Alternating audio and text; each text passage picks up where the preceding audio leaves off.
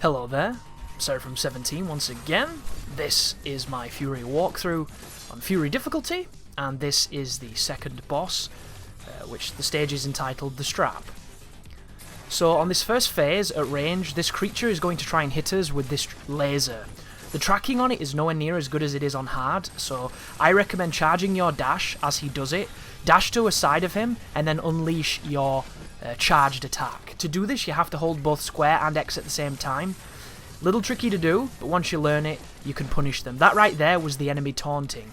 Whenever the enemy taunts, recognize it and punish it. It's always a free opportunity to punish. Now we're up close, the boss is going to still do the lasers, so I'm just going to dodge it, and then I'm going to do the charged attack into the animation.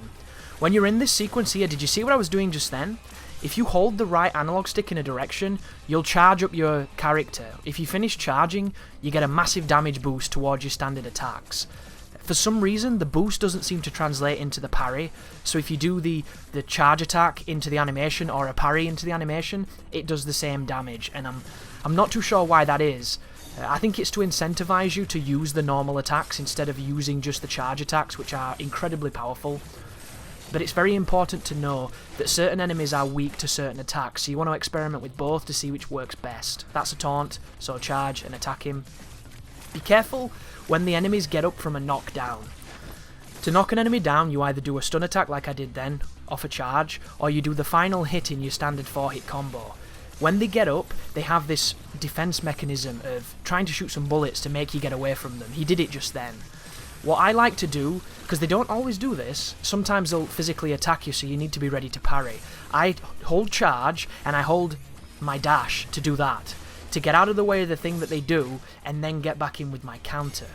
And everything you're seeing here, guys, I'm directing where I'm going, and I'm directing where my charge attack's going. All of this is down to you to aim. So this might look like I'm doing the same thing repeatedly, and it's like 1 to 2 buttoned combat, and it just, it looks really fancy, but there's nothing much happening. All of this is controlled, and you have to be precise with this, because if you don't, you can miss and you will be punished. And the thing to think of with Furi is every single attack you see can be challenged. Some moves, you can hit them just as they start, and you can get off one of those ultimate techniques, which I'm probably going to start calling that. Other moves, it's better to dodge and then attack afterwards and get them at the end of an animation. If you can see something, and you want to see whether or not you can get an advantage off it, try it. Everything in this game has been fine-tuned so that you are able to take advantage of what these enemies do. Like that ball just then as I fall off the edge like an idiot. I could have parried that ball back. This laser here, I don't know what I tried to do then, but I undercut my jump and my dash, and I took 2 bars of damage off that laser. There is the wake-up attack, which takes off more life. Here comes the purple ball, which I just dash through, and I go immediately into the UT. Here is an attack, which I block, and then I release the charge attack. I need to talk about that because it's really important. On normal, you do not have to block all the enemies and wait for an opening. It's just not important. What you can do, charge the UT, wait for the attack, press circle to block or parry it, and then release your charged attack. And after the block, you'll interrupt the boss with that animation that you keep seeing. That's all I'm doing, guys. Block the first hit, then release the charge. Right here is the boss not letting me get a full charge, so I'm releasing kind of like an ET just there. But that is one of the most effective ways of doing quick damage and keeping the enemy on the ground, so that when he wakes up, block, into charge attack, block, charge attack. And that is a really fast way of dealing some good damage. On Furi difficulty, or however you say that word, I'm probably going to call it hard. On that difficulty, they dodge things, so sometimes you just go straight through them, and you can't seem to keep them in the same kind of stun locks effectively by exploiting their AI, which is what we're going to be doing in a lot of these cases. Every so often, though, it does work, so it's worth trying, but just be aware, you have to mix up your approach on the next difficulty, because if you don't, you will be punished. And I cannot begin to tell you just how challenging the next difficulty is going to be. But we're up close.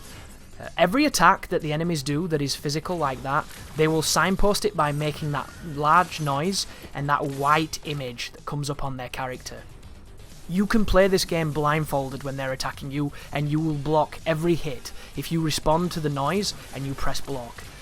That is one of the qualities of the sound design in a game such as this, which is very, Platinum inspired, very similar to things like your Devil May Cry's, your Bayonettas, and so on and so forth, where the sound design has to be such a high level so that the player can understand what's happening at all times and doesn't necessarily have to see it to be able to avoid it. But we're now in the second to final bar of this creature's life bar, and something strange happens here. You move around this location and it attacks you, and I always try and parry the hit, but I can't do it. Earlier today, I stepped on one of these pads, and the creature came and investigated it, and I was able to get a free charge attack on it, but then I couldn't recreate it on this recording. But what will happen is this animation, when it's going to grab you with, if you knock both the analogs at the same time, you'll get out of it before it damages you. And to do this, I recommend putting your palm in the middle of them, and then just rubbing your hand really fast. If you do it with both your thumbs, I fail, because I can't seem to do it fast enough. But if you put your hand in the middle, and you just, go jazz hands on it, it gets out almost every time. But this phase is quite simple, this one, because did you see the purple balls it did? I charged my charge attack, and the moment she fired, I charged through it, because you're completely invincible, I think, at the moment of the charge to energy balls like that. The only things that will hit you is those shock waves, the ground shock waves, and some of the lasers. But if it's an energy ball, use it to your advantage to go through it and hit the boss, which I tried to do then and it didn't work. There's the laser, dodge away, hit it with a charge attack. And this game plays, in my opinion, rather similarly to games such as, you could say, Metal Gear Rising, because there's an emphasis on parrying in this game.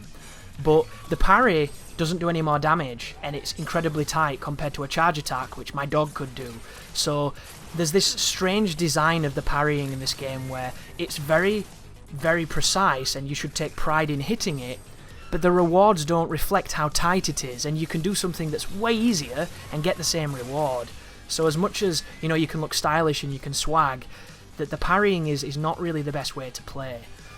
Another game this reminds me of is Bushido Blade, because in Bushido Blade you died in one hit, so it was less about fancy combos and big juggles, and it was more about seeing patterns, seeing openings, and punishing people for those openings. And this game is very similar to that, outside of course, these bosses have a lot of HP.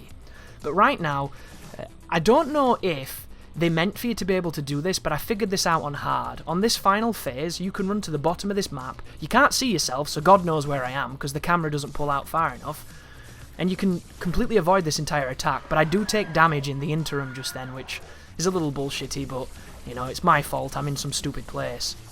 For this bit, you want to be close, because this laser's going to sweep, and the dodging on this laser is a little finicky, because there's no real visual representation where the charge dodge will leave you, so you have to learn to know those distances and trust your instincts, and I just don't have them.